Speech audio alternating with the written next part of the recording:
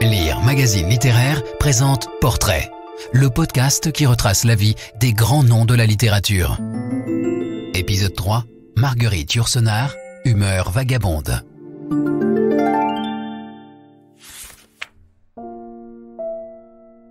Première femme à siéger à l'Académie française, Marguerite Yourcenar mit sa culture humaniste au service de récits nomades. Entre histoire et autobiographie, elle sut allier une grande érudition à l'art de se transporter à l'intérieur des consciences et des civilisations. Une nuit de décembre 1987, le 17, vers 21h30, Marguerite Yourcenar mourait aux États-Unis, dans l'île des Monts Déserts. En France, le matin du 18, toutes les radios ouvraient leurs journaux d'information sur la nouvelle. La mort de la première femme admise à l'Académie française en 1980. C'était un singulier parcours dans le siècle qui s'achevait. Tout avait commencé dans une maison de l'avenue Louise, à Bruxelles, le 8 juin 1903. Fernande de Cartier de Marchienne, une Belge de bonne famille, qui a épousé un aristocrate français de près de 20 ans, son aîné, Michel de Crayoncourt, donne naissance à son premier enfant, une fille qu'on prénomme Marguerite. 10 jours plus tard, Fernande meurt. Michel de Crayoncourt a 50 ans et bien embarrassé par ce bébé.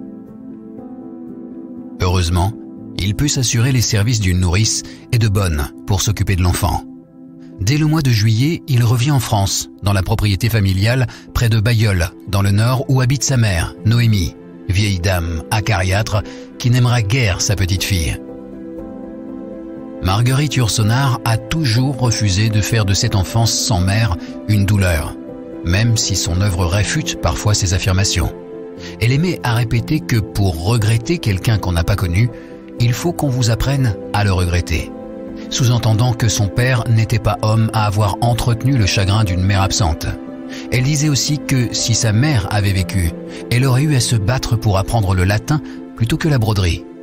Je ne sais si jamais ou non ce monsieur de haute taille, affectueux, sans cajolerie, qui ne m'adressait jamais de remontrances et parfois de bons sourires. Il était pour moi la grande personne autour de laquelle tournait la mécanique de ma vie, écrit Marguerite Yourcenar dans le 3e volume de sa trilogie familiale, quoi ? L'éternité.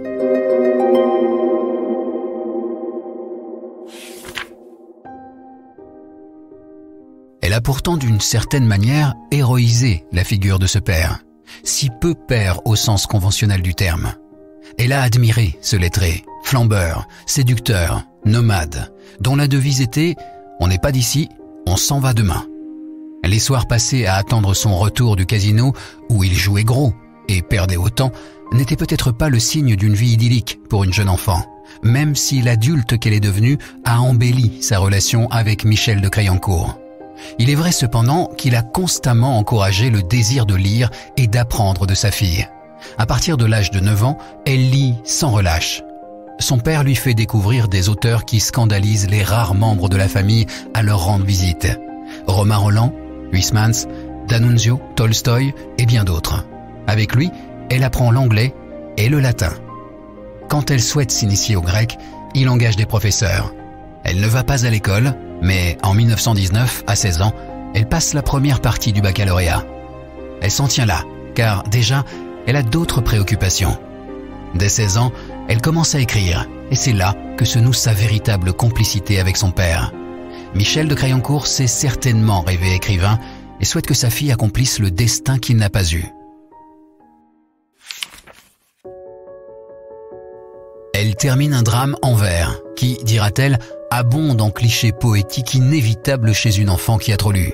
Ce texte, d'abord intitulé Icare, devient Le Jardin des Chimères, que les éditions Perrin publient à compte d'auteur.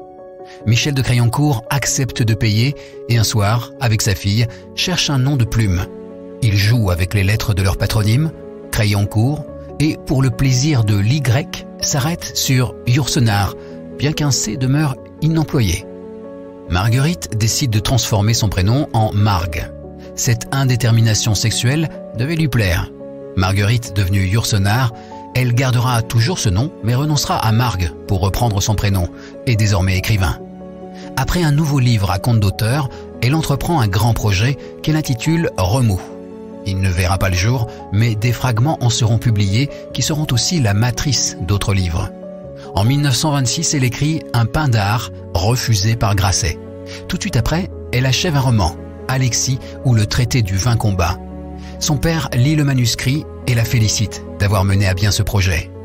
En 1929, une partie de sa vie se termine. Son père meurt le 12 janvier. Et une autre arrive.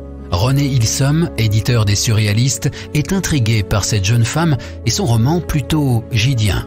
Il la publie aux éditions Sans Pareil. Le livre est tout de suite remarqué par un grand critique de l'époque, Edmond Jaloux. Pour Marguerite Yourcenar débute alors une existence d'écrivain et de nomade. Elle voyage beaucoup, surtout en Italie et en Grèce, où elle s'installe plusieurs mois par an et vit une période qu'elle a décrite comme celle d'une certaine dissipation. L'alcool, un peu. Les hommes, sans doute un peu. Les femmes, beaucoup, sans aucun doute.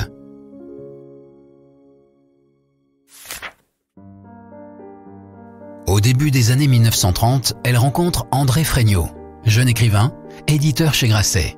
Elle tombe amoureuse de lui, qui préfère les hommes. Il ne répond évidemment pas à cet amour, et à la fin de sa vie, après la mort de Yourcenar, il admire son talent et la publie chez Grasset. En 1937, nouveau tournant. Elle signe un contrat chez Gallimard pour les Nouvelles Orientales. Et elle rencontre à Paris, à l'hôtel Wagram, une américaine de son âge, Grace Frick, qui a eu un coup de foudre pour elle. Elle voyage avec elle, puis lui promet de passer l'hiver 1937-1938 aux États-Unis. Ce qu'elle fait. Revenue en Europe, elle écrit Le coup de grâce qui paraît chez Gallimard. Et en Grèce, retrouve son amie Lucie Kyriakos. Elle avait promis à Grace Frick de revenir passer l'hiver 1939 avec elle. Mais quand la guerre éclate, elle s'interroge. À la mi-octobre, elle se décide à partir. Ce séjour ne devait pas excéder une année. Pourtant, Marguerite Yourcenar ne reviendra en France que 12 ans plus tard. Même si elle échappe à la guerre, à l'occupation, ses premières années aux États-Unis seront des années noires. Elle n'a plus d'argent. Elle prend un poste dans une université américaine, mais a peu de goût pour l'enseignement. Surtout, elle est consciente d'être un écrivain sans éditeur et sans public. Aurait-elle jamais l'avenir que le bon accueil de ses premiers livres laissait espérer? Elle en doute. Elle le confie dans des lettres à des amis. Des lettres qu'elle se gardera bien de déposer avec toute sa correspondance à Harvard, ne voulant pas laisser penser qu'elle avait un jour désespéré d'elle-même. Les choses s'arrangent avec la découverte, avec Grace Frick, de l'île des Monts Déserts dans le Maine. Elles y louent d'abord une maison, puis en achètent une en 1950 qu'elles appellent Petite Plaisance et qui demeurera ce que Marguerite Yourcenar désignait comme sa base entre deux voyages. Depuis 1947, Marguerite Yourcenar est américaine. Yourcenar est devenu son patronyme officiel. Elle a même omis de signer le papier lui accordant la double nationalité, ce dont se serviront ses ennemis au moment de sa candidature à l'Académie française. Il faudra alors lui redonner sa nationalité.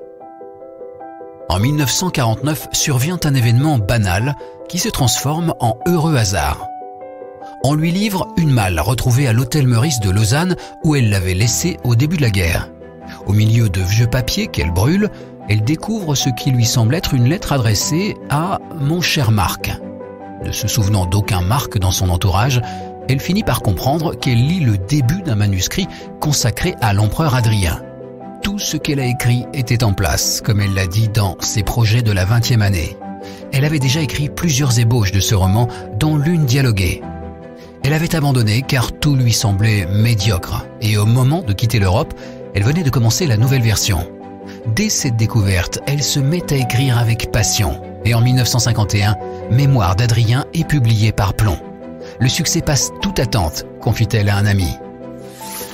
Suit une décennie heureuse, de voyages avec Grace Frick dans le monde entier, de préparation de nouvelles versions de certains livres, dont Feu, Dernier du rêve, et La mort conduit l'attelage, avant en 1962 qu'elle ne travaille à un texte qu'elle désigne comme Zénon et qui deviendra L'œuvre au noir. Le roman sort chez Gallimard, redevenu son éditeur en mai 1968, période peu propice aux comptes rendus dans les journaux. Marguerite Yourcenar est à Paris. elle que certains croient conventionnelle en raison du classicisme de son style et de son absence d'intérêt apparent pour une certaine modernité, s'amuse de cette ville où tout le monde redevient piéton et dit observer avec sympathie ces jeunes qui défilent et protestent. Mais 1968 n'empêche pas le livre de se vendre. Le tirage initial de 25 000 exemplaires est vite épuisé. En novembre, quand il obtient, à l'unanimité, le prix Femina, Gallimard en a déjà vendu 80 000 exemplaires. Marguerite Yourcenar, personnage que l'on commence à découvrir au gré de diverses interviews, va vers la gloire, tandis que Grace Frick est de plus en plus malade. Elle a un cancer du sein qu'on ne parvient pas à soigner. Marguerite Yourcenar ne peut plus voyager. Elle ne vient même pas en France, malgré les demandes répétées de Gallimard lors de la sortie des premiers tomes du Labyrinthe du Monde, Souvenirs pieux en 1974 et Archives du Nord en 1977. Grace Frick meurt en novembre 1979 et Marguerite Yourcenar reprend immédiatement ses voyages en compagnie d'un jeune homme, Jerry Wilson.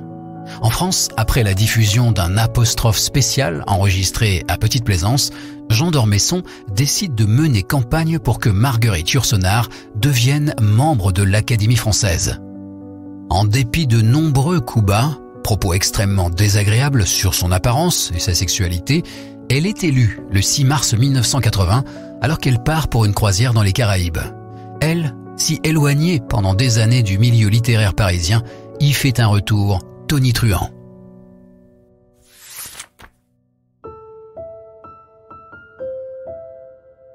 Après sa réception, en présence du président de la République d'alors, Valéry Giscard d'Estaing, et retransmise en direct à la télévision le 22 janvier 1981, elle ne viendra qu'une fois dans ce club où de vieux galopins se réunissent tous les jeudis et où une femme n'a pas grand-chose à faire.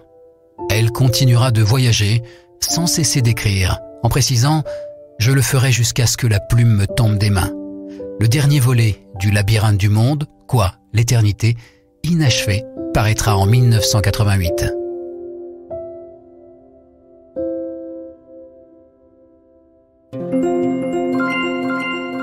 Marguerite Yourcenar et tous les grands auteurs sont sur lire.fr.